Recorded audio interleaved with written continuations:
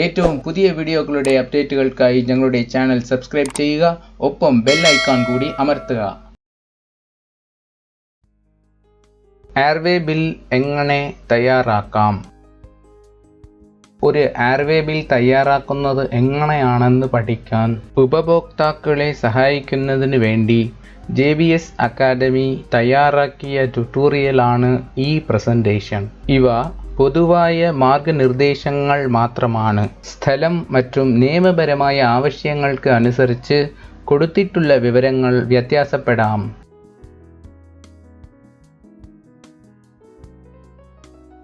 ഒരു എയർലൈനിൻ്റെ അംഗീകൃത ഏജന്റ് നൽകുന്ന ഏറ്റവും പ്രധാനപ്പെട്ട ഡോക്യുമെൻ്റാണ് എയർവേ ബിൽ. ഒരു എയർപോർട്ടിൽ നിന്ന് മറ്റൊരു എയർപോർട്ടിലേക്ക് ചരക്ക് കൊണ്ടുപോകുന്നതിനുള്ള ഒരു നോൺ-നെഗോഷ്യബിൾ ഗതാഗത രേഖയാണിത്.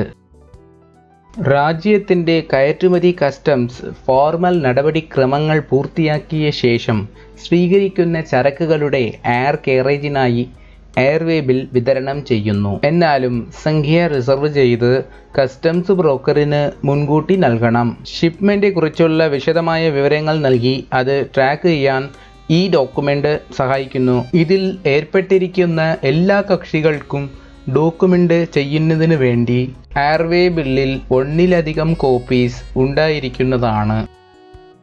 ഒരു എയർവേ ബിൽ AWB അല്ലെങ്കിൽ എയർ കൺസൈൻമെൻറ്റ് നോട്ട് എന്നത് ഒരു അന്തർദേശീയ എയർലൈൻസ് നിയമനം ചെയ്ത ചരക്ക് ഏജന്റ് വായുമാർഗത്തിലൂടെ ചരക്ക് കൊണ്ടുപോകുന്നതിനായി തയ്യാറാക്കിയ രസീതാണ്. കൂടാതെ കാരേജ് കരാറിൻ്റെ തെളിവായിട്ടും ഉപയോഗിക്കാവുന്നതാണ്. മാസ്റ്റർ എയർവേ ബില്ലുകളിൽ 11 അക്കങ്ങളുണ്ടാകും. ഇത് ഷിപ്മെൻ്റ് ബുക്കിംഗ് ചെയ്യാനും എന്നിട്ട് ഡെലിവറി സ്റ്റാറ്റസ് അറിയാനും ഷിപ്മെൻ്റ് എവിടെ ഉണ്ടെന്ന് അറിയാനും ഉപകാരപ്പെടുന്നു. ആദ്യത്തെ 3 അക്കങ്ങൾ എയർലൈൻ കോഡാണ്. നമ്പറിംഗ് ശ്രേണി സാധാരണയായി 3 അക്കങ്ങൾ, 4 അക്കങ്ങൾ, 4 അക്കങ്ങൾ. ഓരോ ഷിപ്മെൻറ്റിനും ഇത് വ്യത്യാസമാവുന്നതാണ്. എയർവേ ബില്ലിൻ്റെ ഫോർമാറ്റ് ഡിസൈൻ ചെയ്തിരിക്കുന്നത് IATA-യാണ്. ഇതിനെ ആഭ്യന്തരത്തിനോടൊപ്പം അന്തർദേശീയ വിമാന ഗതാഗതത്തിനും ഉപയോഗിക്കും. ഇവ 2 രൂപങ്ങളിൽ ലഭ്യമാണ്, അതായത് എയർലൈൻ ലോഗോ എക്വിപ്ഡ് എയർവേ ബില്ലും ന്യൂട്രൽ എയർവേ ബില്ലുമാണ്. സാധാരണയായി എയർലൈൻ എയർവേ ബില്ലുകൾ IATA കാർഗോ ഏജന്റുമാർക്ക് IATA എയർലൈൻസ് വിതരണം ചെയ്യുന്നു. എന്നാൽ ഇപ്പോഴൊക്കെ ന്യൂട്രൽ എയർവേ ബിൽ അല്ലെങ്കിൽ എയർവേ ബിൽ മാത്രമാണ് ഉപയോഗിക്കുന്നത്. എയർവേ ബില്ലുകളുടെ പ്രധാന പകർപ്പുകൾ താഴെ പറയുന്നവയാണ്. ആദ്യത്തെ 3 പകർപ്പുകളെ ഒറിജിനലായി തിരിച്ചിരിക്കുന്നു.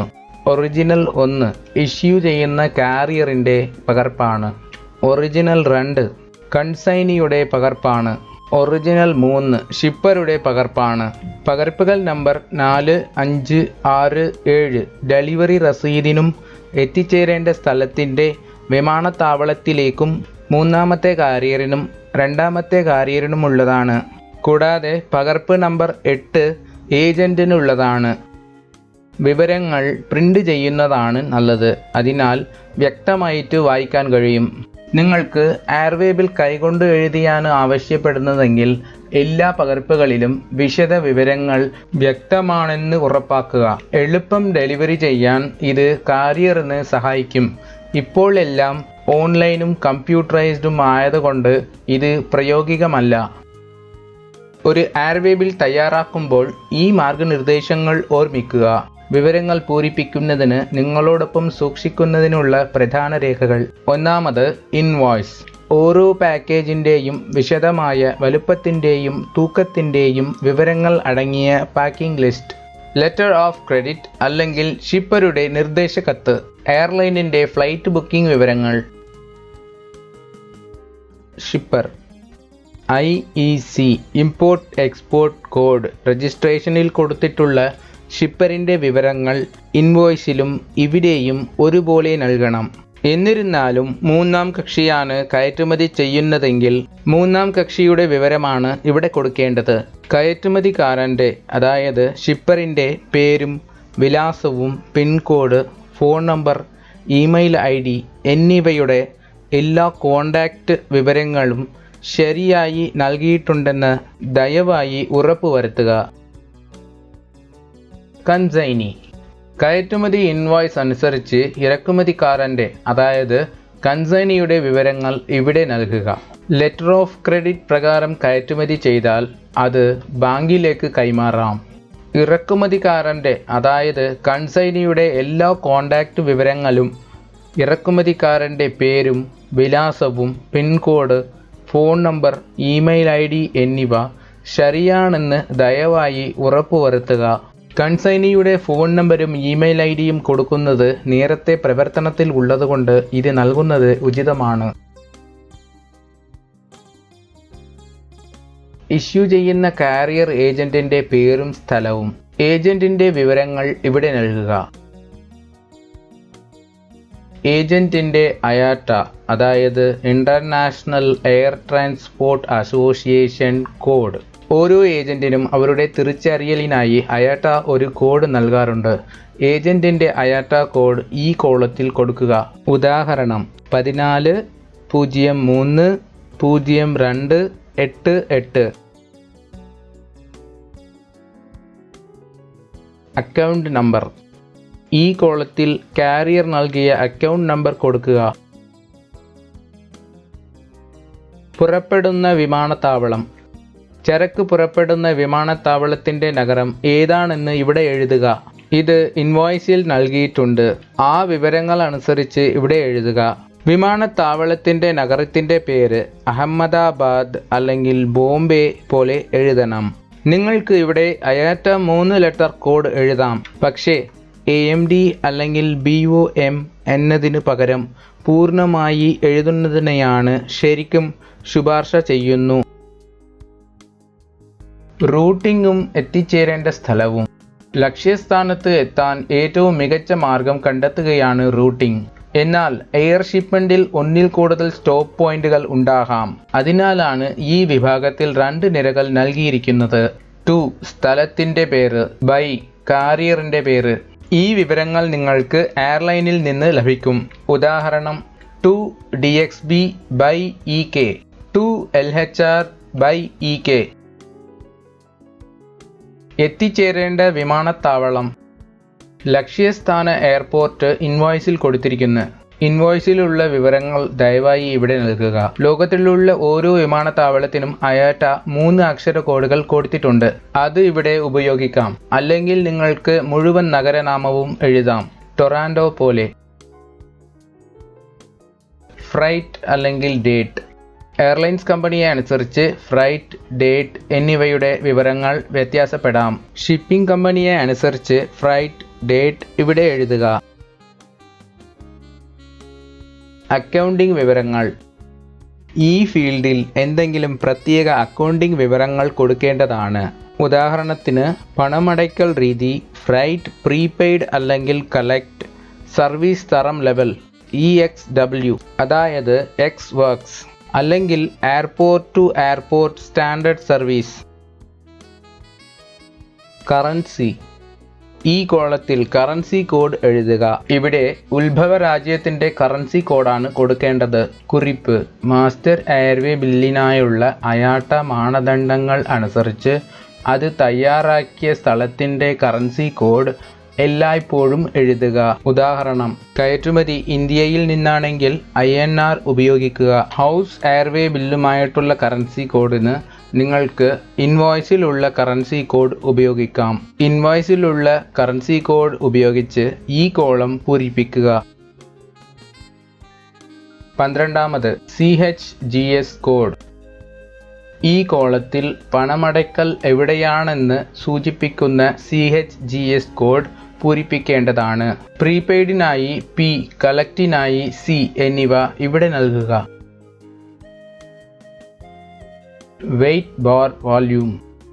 ഭാരം അല്ലെങ്കിൽ വോള്യൂം ചാർജുകളും പ്രീപെയ്ഡ് അല്ലെങ്കിൽ കളക്ട് അടിസ്ഥാനത്തിലാണ്. ഫ്രൈറ്റ്, കളക്ട് അടിസ്ഥാനത്തിലാണോ പ്രീപെയ്ഡ് അടിസ്ഥാനത്തിലാണോ കൊടുത്തിരിക്കുന്നത് എന്ന് ഉറപ്പാക്കുക. ട്രാൻസ്പോർട്ടേഷന്റെ പണമടയ്ക്കൽ ആരംഭത്തിലാണോ ലക്ഷ്യസ്ഥാനത്തോ എവിടെയാണെന്ന് ഇത് വ്യക്തമാക്കുന്നു. പ്രീപെയ്ഡ് എന്നത് ഫ്രൈറ്റ് നേരത്തെ തന്നെ അടച്ചതായി അർത്ഥമാകുന്നില്ല.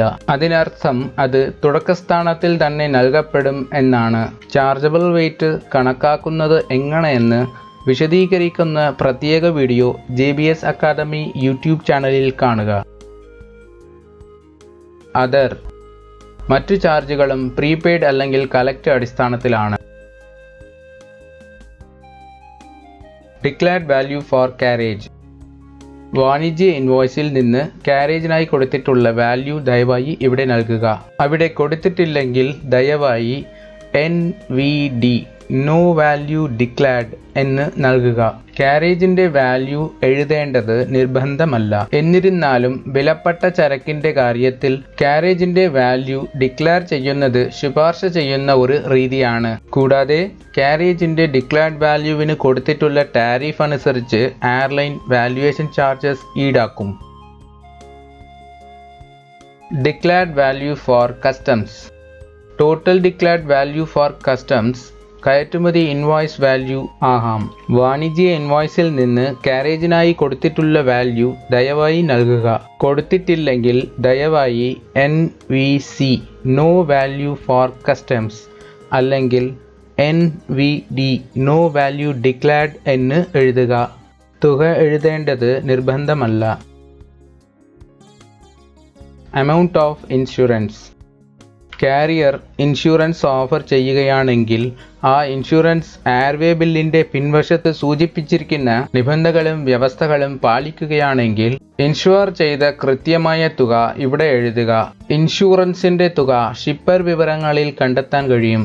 എന്നിരുന്നാലും ഇന്ത്യയിൽ എയർലൈൻസ് ഇൻഷുറൻസ് പരിരക്ഷ നൽകുന്നില്ല. അതിനാൽ ഈ സ്ഥലം ഒഴിവാക്കിയാലും കുഴപ്പമില്ല.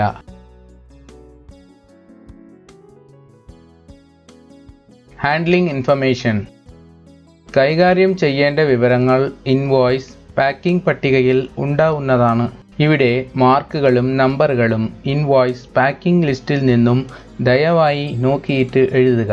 അല്ലെങ്കിൽ ഡ്രം പോലെ കൈകാര്യം ചെയ്യാനുള്ള പ്രത്യേക നിർദ്ദേശം നിങ്ങൾക്ക് നൽകാം. നേരായിട്ട് നിലനിർത്തുക. അല്ലെങ്കിൽ അടിയന്തര മരുന്ന് 24/7 കോൺടാക്ട് എന്ന വിവരങ്ങൾ എഴുതുക. Number of pieces RCP. സാധനങ്ങൾ കൊണ്ടുപോകുന്നതിന് കാരിയറിന് കൊടുക്കുന്ന പീസസുടെ എണ്ണം അല്ലെങ്കിൽ പാലറ്റുകളുടെ എണ്ണം ഇവിടെ എഴുതുക. ഇൻവോയ്സ് പാക്കിംഗ് പട്ടികയിൽ ലഭ്യമായ പീസസുടെ എണ്ണം ദയവായി ഇവിടെ നൽകുക. ഉദാഹരണത്തിന് 8 ഡ്രമ്മിന് 2 പാലറ്റുകളിൽ പാക്ക് ചെയ്തിട്ടുണ്ടെങ്കിൽ 2 എന്ന് എഴുതുക, 10 എന്നല്ല. Gross weight. പാക്കിംഗ് ലിസ്റ്റിൽ സൂചിപ്പിച്ചിരിക്കുന്ന മൊത്തഭാരം എഴുതുക. അല്ലെങ്കിൽ കാർഗോ കോംപ്ലക്സിൽ കാർട്ട് ചെയ്യുന്ന സമയത്ത് പരിശോധിച്ചുറപ്പിക്കുക. എയർപോർട്ടിൽ കാർഗോ കാർട്ട് ചെയ്യുന്ന സമയത്ത് സ്ഥിരീകരിച്ചതുപോലെ ചെയ്യുക. kg/lb. ഭാരത്തിന് ഉപയോഗിക്കേണ്ട യൂണിറ്റ് ഇതാണ്. പ്രാദേശിക രാജ്യം പാലിക്കുന്ന സിസ്റ്റം കുറിച്ചിട്ടുള്ള നിയന്ത്രണങ്ങളെ പറ്റി അന്വേഷിക്കുക. ഉദാഹരണം മെട്രിക് സിസ്റ്റം KGS അല്ലെങ്കിൽ ഇംപീരിയൽ സിസ്റ്റം LBS. നിങ്ങളുടെ രാജ്യ ചട്ടങ്ങൾ അനുസരിച്ച് ഇവിടെ എഴുതുക. K അല്ലെങ്കിൽ L എന്ന് നേർത്ത വരിയിൽ എഴുതുക. Rate class. താഴെ പറയുന്ന കോഡുകളിൽ ഒന്ന് നൽകുക. ഉചിതമായത്. M എന്നാൽ മിനിമം ചാർജ് ആണ്. N എന്നാൽ നോർമൽ റേറ്റ് ആണ്. Q എന്നാൽ ക്വാണ്ടിറ്റി റേറ്റ് ആണ്. S എന്നാൽ സ്പെസിഫിക് കമോഡിറ്റി റേറ്റ് ആണ്. R എന്നാൽ ക്ലാസ് റേറ്റ് റിഡക്ഷൻ ആണ്. C എന്നാൽ ക്ലാസ് റേറ്റ് സർചാർജ് ആണ്. U എന്നാൽ unit load device basic charge or rate ആണ്. E എന്നാൽ unit load device additional pivot rate ആണ്. X എന്നാൽ unit load device additional information ആണ്. ആവശ്യമനുസരിച്ച് മുകളിൽ സൂചിപ്പിച്ച കോഡുകളിൽ ഒന്ന് ദയവായി ഇവിടെ എഴുതുക. എയർ കാർഗോ റേറ്റിംഗിനെ കുറിച്ചുള്ള JBS അക്കാദമിയുടെ മറ്റൊരു വീഡിയോ കാണാൻ നിങ്ങൾ ഇഷ്ടപ്പെട്ടേക്കാം. കമോഡിറ്റി. ഈ ബോക്സ് ഈ പറയുന്ന രീതിയിൽ പൂർത്തിയാക്കുക. ഒരു SCR കോഡ് പ്രയോഗമാകുമ്പോൾ IATA SCR കമോഡിറ്റി കോഡുകൾ കൊടുത്തിട്ടുള്ളതുപോലെ 4 അക്ക കോഡ് നൽകുക. 2199/9001. Chargeable weight. താഴെ പറയുന്ന സമവാക്യത്തിൽ നിന്ന് ചാർജബിൾ വെയ്റ്റ് കണക്കാക്കുക. ഇഞ്ചസിൽ L/B/H/366, സെൻറ്റിമീറ്റേഴ്സിൽ L/B/H/6000. ചാർജബിൾ വെയ്റ്റിൻ്റെ കണക്കാക്കിയ വാല്യൂ ദയവായി ഇവിടെ എഴുതുക. വോള്യൂമെട്രിക് വെയ്റ്റ് ഗ്രാസ് വെയ്റ്റിനേക്കാൾ ഉയർന്നതാണെങ്കിൽ മുകളിലുള്ള കണക്കുകൂട്ടൽ അനുസരിച്ച് ചാർജബിൾ വെയ്റ്റ് എഴുതുക. കൂടാതെ വോള്യൂമെട്രിക് വെയ്റ്റ് ഗ്രോസ് വെയ്റ്റിനേക്കാൾ കുറവാണെങ്കിൽ ഗ്രോസ് വെയ്റ്റ് എഴുതുക. ബ്രേക്ക് ഈവൻ പോയിന്റ് സൂത്രവാക്യം അനുസരിച്ച് കുറഞ്ഞ ഫ്രൈറ്റിന് നിങ്ങൾ യോഗ്യരാണെങ്കിൽ ശരിയായ വെയ്റ്റ് സ്ലാബ് അനുസരിച്ച് ചാർജബിൾ വെയ്റ്റ് നിങ്ങൾക്ക് എഴുതാം. ഫ്രൈറ്റ് കണക്കുകൂട്ടലിനെ കുറിച്ചുള്ള ഞങ്ങളുടെ വീഡിയോ കാണുക. Rate or charge. റേറ്റ് അല്ലെങ്കിൽ ചാർജ് നിങ്ങൾക്ക് എയർലൈൻസിൽ നിന്നോ എയർലൈൻ ഏജന്റിൽ നിന്നോ ലഭിക്കും. കുറിപ്പ്: റേറ്റ് അല്ലെങ്കിൽ ചാർജ് എല്ലായ്പ്പോഴും ചാർജബിൾ വെയ്റ്റ് അനുസരിച്ചായിരിക്കും. ആവശ്യത്തിന് അനുസരിച്ച് ഇവിടെ വിവരങ്ങൾ കൊടുക്കുക. ടോട്ടൽ. അവസാനം കണക്കുകൂട്ടി ഫലം ഈ കോളത്തിൽ എഴുതപ്പെടും. അതായത് chargeable weight into rate is equal to total. Nature and quantity of goods. Invoice. Packing ലിസ്റ്റിൽ കൊടുത്തിട്ടുള്ള പൂർണ്ണ വിവരങ്ങൾ ദയവായി ഇവിടെ കൊടുക്കുക. ഈ നിരയിലെ ഇൻവോയ്സ് വിവരങ്ങൾ തുടക്കത്തിൽ ഉള്ളിലിരിക്കുന്നത് എന്നിട്ട് ആ കമോഡിറ്റി, ഉദാഹരണം എഞ്ചിനീയറിംഗ് ഗുഡ്സ് / ഫാർമാസ്യൂട്ടിക്കൽസ്, അത് കഴിഞ്ഞ് ആവശ്യമുള്ള വിവരങ്ങൾ. പക്ഷേ ഇൻവോയ്സിൽ കൊടുക്കപ്പെട്ടുള്ള മുഴുവൻ വിവരങ്ങൾ കൊടുക്കേണ്ട ആവശ്യമില്ല. കസ്റ്റംസ് ഡിക്ലറേഷൻ റെഫറൻസായിട്ട് ഇവിടെ കൊടുക്കാൻ നമ്പറാണ് കിട്ടുന്നതെങ്കിൽ ഏറ്റവും ഉചിതമാണ്. മറ്റേതെങ്കിലും സ്റ്റാറ്റ്യൂട്ടറി ഡിക്ലറേഷൻ റെഫറൻസ് ഉണ്ടെങ്കിൽ അത് ഇവിടെ കൊടുക്കാം. Other charges. ഏജന്റുമാരുടെ ഡ്യൂ ചാർജുകൾ, കാരിയറിന്റെ ഡ്യൂ ചാർജുകൾ എന്നിവ പോലുള്ള മറ്റു ചാർജുകൾ ഇവിടെ പ്രത്യേകമായി പട്ടികപ്പെടുത്തുന്നതാണ്. കൂടാതെ total of due carrier and due agent കോളങ്ങളിലും ആകെ തുക കാണിക്കുന്നതാണ്. വെയ്റ്റ് ചാർജ്, പ്രിപ്പയർ അല്ലെങ്കിൽ കളക്ട്. ഈ കോളത്തിൽ ഫൈനൽ വെയ്റ്റ് ചാർജ് കൊടുക്കുക. Freight is equal to chargeable weight into rate എന്ന സൂത്രവാക്യപ്രകാരം. വാല്യുവേഷൻ ചാർജ്, പ്രിപ്പയർ അല്ലെങ്കിൽ കളക്ട്. നിങ്ങൾ കാരേജിൻ്റെ വാല്യൂ ഡിക്ലെയർ ചെയ്തിരുന്നാൽ കൂടാതെ എയർലൈൻ അല്ലെങ്കിൽ ഏജന്റ് വാല്യുവേഷൻ ചാർജസ് കൺഫേമും ചെയ്തിട്ടുണ്ടെങ്കിൽ ആ ചാർജ് ഇവിടെ സൂചിപ്പിക്കേണ്ടതാണ്. ഇതുകൊണ്ട് ആ അമൗണ്ടിനുള്ള സംരക്ഷണം കാരിയർ നൽകുന്നു. കിലോയ്ക്ക് SCR 22 പകരം. കാൽക്കുലേഷൻ ഓഫ് ചാർജബിൾ വെയ്റ്റ് വിശദീകരിക്കുന്ന പ്രത്യേക വീഡിയോ JBS അക്കാദമി യൂട്യൂബ് ചാനലിൽ കാണുക. ടാക്സ്, പ്രീപെയ്ഡ് അല്ലെങ്കിൽ കളക്ട്. ഇത് ഒഴിവാക്കുക. Total other charge, due agent, prepaid or collect. Airway ബില്ലിൻ്റെ വലതുവശത്തുള്ള നിങ്ങളുടെ കണക്കുകൂട്ടൽ പ്രകാരം ആകെ ടോട്ടൽ ഓഫ് ഡ്യൂ ഏജന്റ് തുക എഴുതുക. Total other charges, due carrier, prepaid or collect. മറ്റു എയർലൈൻ ചാർജസ് ഇവിടെ കൊടുക്കുക. വലതുവശത്തുള്ള കോളത്തിൽ കണക്കാക്കിയ പ്രകാരം കാരിയറിന് നൽകേണ്ട ആകെ തുക എഴുതുക. Total, prepaid or collect. നിങ്ങളുടെ ഷിപ്മെൻറ്റിൻ്റെ ഇൻകോട്ടം അനുസരിച്ച് നിങ്ങളുടെ മൊത്തം ഫ്രൈറ്റും മറ്റു ചാർജുകളും പ്രീപെയ്ഡ് ആണെങ്കിൽ എല്ലാ എൻട്രികളും പ്രീപെയ്ഡ് കോളത്തിൽ കൊടുക്കും. കൂടാതെ ഫ്രൈറ്റും മറ്റു ചാർജുകളും കളക്ട് അടിസ്ഥാനത്തിലാണെങ്കിൽ എല്ലാ ചാർജുകളും കളക്ട് കോളത്തിൽ കൊടുക്കും. കുറിപ്പ്: പ്രീപെയ്ഡ് എന്നാൽ ഫ്രൈറ്റും മറ്റു ചാർജുകളും തുടക്ക സ്ഥലത്തിൽ തന്നെ നൽകപ്പെടും എന്നാണ് അർത്ഥം. കളക്ട് എന്നതിൻ്റെ അർത്ഥം ഫ്രൈറ്റും മറ്റു ചാർജുകളും ലക്ഷ്യസ്ഥാനത്ത് നൽകപ്പെടും എന്നാണ്. Signature of shipper or his agent. പൂരിപ്പിച്ച എല്ലാ വിവരങ്ങളും ശ്രദ്ധാപൂർവം വായിച്ചിട്ട് ഷിപ്പറോ അവരുടെ ഏജന്റോ ഇവിടെ ഒപ്പിടണം. ഷിപ്പർ കൺസൈനിയും കാരിയറും തമ്മിലുള്ള കരാറിന്റെ നിബന്ധനകളെ അംഗീകരിക്കുന്നതിനായിട്ടാണ് ഇവിടെ ഒപ്പിടുന്നത്.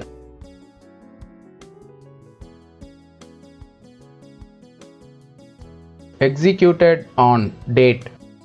കസ്റ്റംസ് ക്ലിയറൻസിനു ശേഷം എയർവേ ബിൽ തയ്യാറാക്കിയ തീയതി ഇവിടെ എഴുതുക. At place. എയർവേ ബിൽ തയ്യാറാക്കുന്ന അല്ലെങ്കിൽ തയ്യാറാക്കിയ സ്ഥലത്തിന്റെ പേര് ഇവിടെ എഴുതുക. Signature of issuing carrier or its agent. Issue ചെയ്യുന്ന കാരിയറോ അവരുടെ ഏജന്റോ ഇവിടെ ഒപ്പിടണം.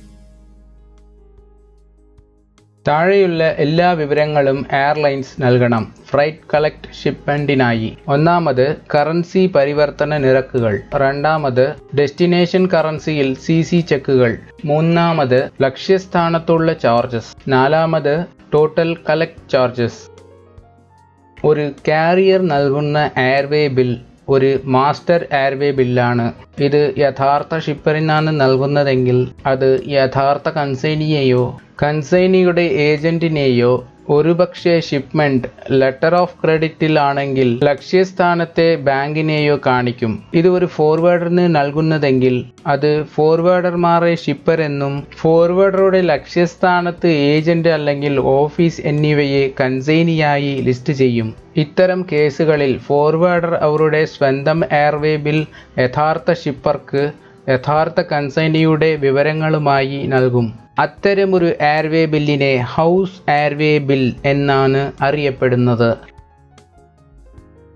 ഒരു എയർവേ ബിൽ തയ്യാറാക്കുന്നത് എങ്ങനെയാണെന്ന് പഠിക്കാൻ ഉപഭോക്താക്കളെ സഹായിക്കുന്നതിന് വേണ്ടി JBS അക്കാദമി തയ്യാറാക്കിയ ട്യൂട്ടോറിയലാണ് ഈ പ്രസന്റേഷൻ. ഇവ പൊതുവായ മാർഗനിർദ്ദേശങ്ങൾ മാത്രമാണ്. സ്ഥലം மற்றும் നിയമപരമായ ആവശ്യങ്ങൾക്ക് അനുസരിച്ച് കൊടുത്തിട്ടുള്ള വിവരങ്ങൾ വ്യത്യാസപ്പെടാം. For detailed learning on all logistics subjects visit www.logiveda.com.